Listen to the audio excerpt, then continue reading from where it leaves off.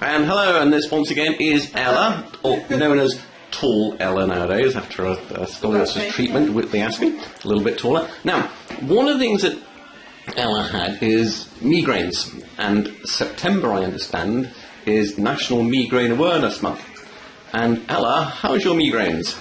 Non-existent. No, yeah, I haven't had one since you did the little bit there. Okay. And the little bit there is the C7, right at the base of the neck. You have to turn around for a second. This thing, see this little bone here that sticks out? That used to stick out like, whoa, out, and Ella used to get migraines. And that's now back in place. She doesn't get migraines. And the reason is in front of this, or medically known as anterior to the C7. It's actually sort of C5, C6 and C7, but it's usually the C7 that's the one that's out the most for practical purposes, is a mini brain, and that mini brain is called the stellate ganglion, which controls a lot of things in your body. It controls repair of the hands and the arms, so if you have MSRI, repetitive strain injury, you need to be looking at fixing the neck and that neck of the woods. But it also controls the heartbeat, sends signals from the heart.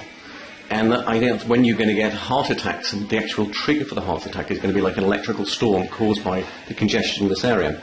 And the other thing is it controls the flow of blood across the tympanic membrane, which is the eardrum, hence you get the tinnitus. So that's another thing that you can get when that's out. And then you get the other thing, the big thing you get with when that's out is your migraines, because that mini brain controls the flow of blood to the brain. And what happens with a migraine is when the area gets congested, the stellate ganglia sends a miss signal to allow too little blood into the brain. And what the brain does, it realises that mini brain isn't doing its job properly. And it's like the big boss flying in from the head office. It goes, oh, just open the floodgates. And the brain basically sends an emergency signal to open up the flow of blood to the brain, because it realises it's not short. And it's not subtle, it just lets, it doesn't care how hurt you are, it will get blood in there, and you get a huge amount of blood flowing into the brain, you get a hideous migraine.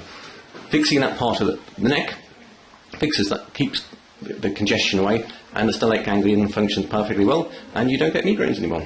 Perfect. So, September, National Migraine Awareness Month. Okay, so what we're looking at here, this is, how well that comes up I don't know, but just here, there's a kind of, C7 is just not quite right at all, and that's where the migraine issue will be. This is definitely an issue, which we need to fix. Then the scoliosis comes down here, it goes here, you can feel it on the side, like that. This is why.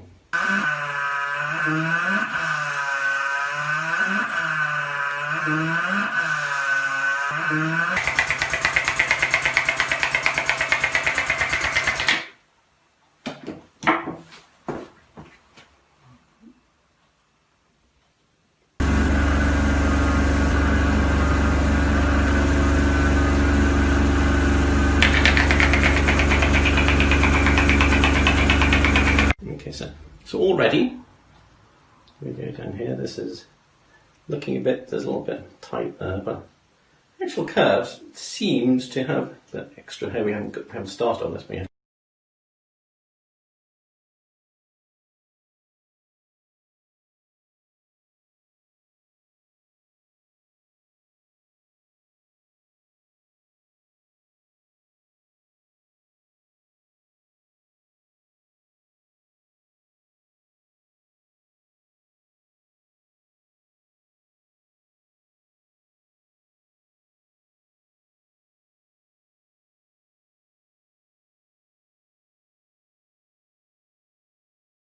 Okay, so Ella, first of all, you're still alive. Still alive. Hooray. And how are you feeling after the first session? Good, yeah.